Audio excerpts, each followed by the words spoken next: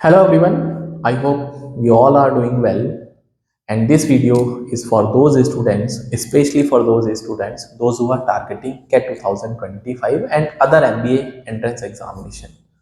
And specially उसमें भी जो पहली बार कैट लिखने वाली जनता है उनके लिए एक वीडियो मैसेज है। एंड ये वीडियो मैसेज हो सकता है आपको अच्छा लगे और हो सकता है आपको ना अच्छा लगे। मेरे हिसाब से डेफिनेटली अगर आप इसको इम्बाइब करेंगे तो आपके लिए बहुत अच्छा होगा, राइट? क्योंकि ज्ञान नहीं है लेकिन कुछ बातें हैं जो कि आपको जाननी चाहिए। तो जब हम किसी भी एग्ज़ाम के प्रिपरेशन के लिए उतरते हैं, क्योंकि अभी आप पहली बार ही, जैसे मैंने बताया ना, उन स्टूडेंट्स के लिए जो कि पहली बार प्रिपरेशन की बात करते हैं, तो बहुत सारा जो एनर्जी होता है वो वेस्ट हो जाता है। क्यों वेस्ट हो जाता है? क्योंकि जो एस्पायरेंट है उसको चीज़ों को कलेक्ट करना नहीं आता है। अब कलेक्ट करने में क्या समस्या है?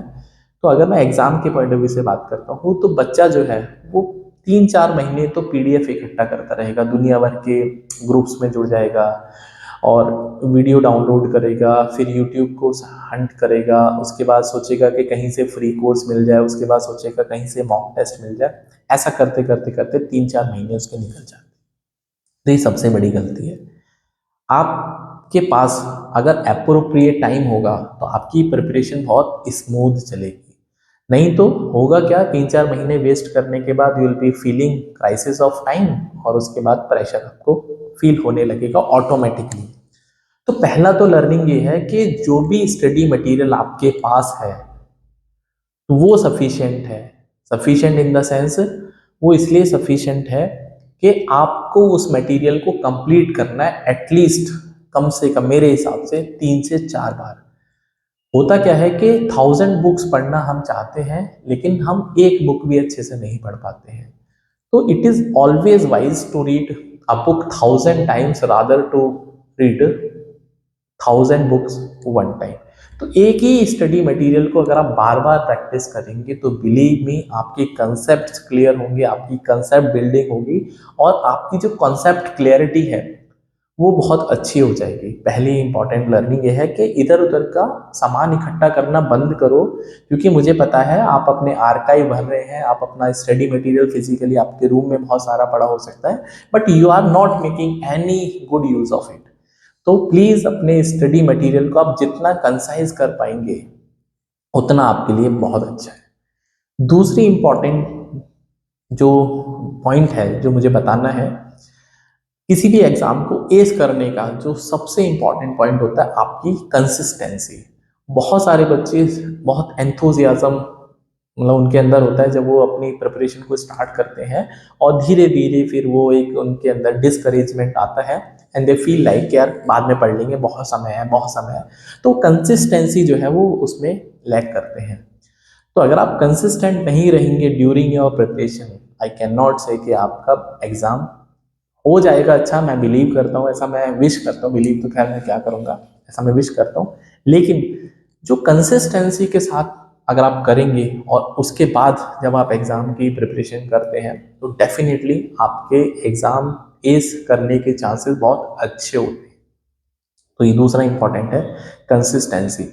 फॉर एग्जाम्पल अगर हम एक जिम ज्वाइन करते हैं तो ऐसा कभी नहीं हो सकता कि 2 दिन जिम जाने के बाद, 3 दिन जिम जाने के बाद हमें अपनी बॉडी के अंदर रिमार्केबल चेंज लगे। Can not happen. आपको अगर आपको बॉडी अपनी बनानी है, आपको अपने बाइसेप्स बनाने हैं, किसी पर्टिकुलर आई कैन से चेस्ट की एक्सरसाइज करते हैं तो उसमें चेंजेस तभी आएंगे जब आप उसको रेगुलरिटी पे करेंगे। हाँ, that is consistency is power. Japanese people say consistency is power, regularity is power. तो अगर आपको पावर किसी काम में जनरेट करनी है तो you have to be consistent. Hopefully it is clear.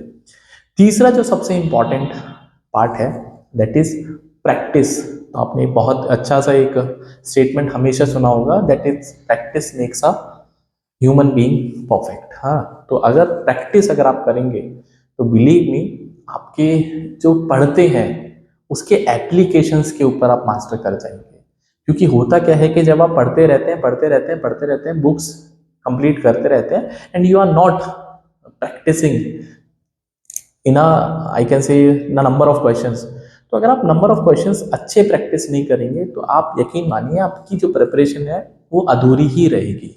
तो मेरे हिसाब से जब मैं क्लास में भी बोलता हूँ कि प्रैक्टिस की जब हम बात करते हैं तो एटलीस्ट 30 to 40 क्वेश्चन होना तो आइडियल 50 चाहिए, बट फिर भी अगर आपको 30 to 40 question bare minimum per day करने हैं क्वांटिटिव एप्टीट्यूड की मैं बात कर रहा हूँ, क्योंकि जब आपका क्वांटिटिव एप्टीट्यूड अच्छा हो जाएगा तो बिलीव में बाकी जो दोनों सब्जेक्ट है वो भी अच्छे हो जाएंगे।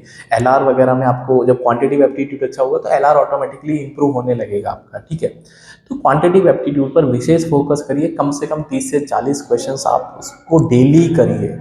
तो मैंने पहली बात बताई कि कम गार्बेज इकट्ठा करो, दूसरा बताया गार्बेज इन द सेंस कि आपको कंसाइज करना अपने स्टडी मटेरियल को, दूसरा कंसिस्टेंट रहना है, तीसरा आपको प्रैक्टिस के ऊपर बहुत फोकस करना है, फोर्थ इंपॉर्टेंट जो है मॉक राइटिंग। अभी तो खैर it is too early to start writing mock, but mock writing बहुत ज़रूरी है। और बच्चा क्या सोचता है कि सिलेबस हो जाएगा तो मॉक लिखेंगे, सिलेबस हो जाएगा। भैया सिलेबस तो आज तक किसी का कंप्लीट ही नहीं हुआ। अगर सबका सिलेबस कंप्लीट हो रहा होता तो हर बच्चे के 100% या फिर 99% आ रहे होते। ऐसा कभी भी नहीं हो सकता कि आपका सिलेबस कंप्लीट हो जाएगा। You will be finding lot of questions in every mock, तो आपको लगेगा यार ये तो मैं से कैसे मतलब मिस हो गया, या ये क्वेश्चन तो मैंने पहली बार ही देखा है, या ये क्वेश्चन मैंने देखा है लेकिन मेरे को कंसेप्ट इसका भूल गया हूँ। तो please writing मॉक्स is equally important in the preparation. तो प्लीज आप अपने मॉक्स को बहुत अच्छे से लिखते रहिएगा, टाइमली मॉक लिखिएगा। एंड अभी इनिशियल की मैं बात करूं तो आप किसी भी मॉक सीरीज से जुड़ सकते हैं। I am not suggesting any mock, हम किसी का नाम नहीं ले रहे हैं, बट यू नो कि कुछ बेटर और बेस्ट टू बेस्ट प्लेयर्स हैं इस इंडस्ट्री में। मॉक्स की मैं बात करूं तो आप उनसे ही लेंगे तो डेफिनेटली आपका फायदा होगा, ठीक है। तो मॉक्स हो गए, एंड उसके बाद आता है मॉक एनालिसिस। मॉक लिखना सिर्फ काफ़ी नहीं है। आप मान लो आप दौड़ लगा रहे हैं और दौड़ने के बाद आप हार जाते हैं, आपको लगता है कि यार 15 सेकंड में मुझे दौड़ना था लेकिन मैं आज 20 सेकंड में दौड़ पाया या दौड़ पाई। तो 5 सेकंड आपकी क्यों खराब हुई, इसके बारे में आपको जानना चाहिए कि क्या मेरा स्टार्टिंग जो एक जो जब मैंने स्टार्टिंग लीप लिया दौड़ते समय, क्या वो ठीक नहीं था, या बीच में मेरी जर्नी जो है वो अच्छी नहीं थी, या फिर लास्ट में मैंने कम मेहनत करी।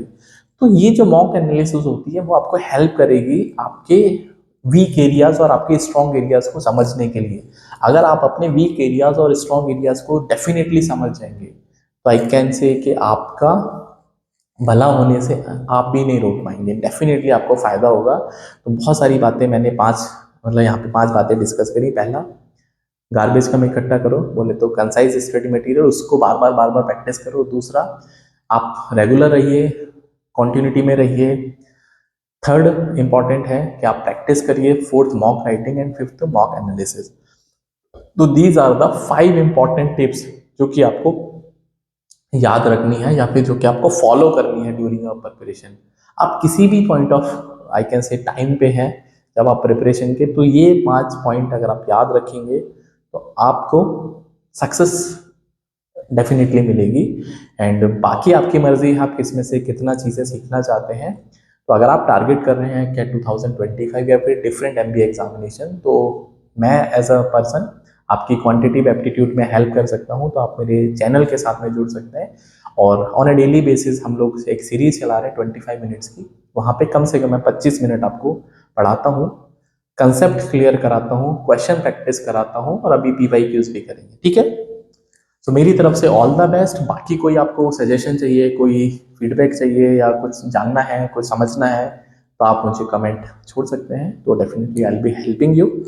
सो टिल देन अपना ध्यान रखिए, पढ़ते रहिए, and please be connected. So see in the next video. Till then bye.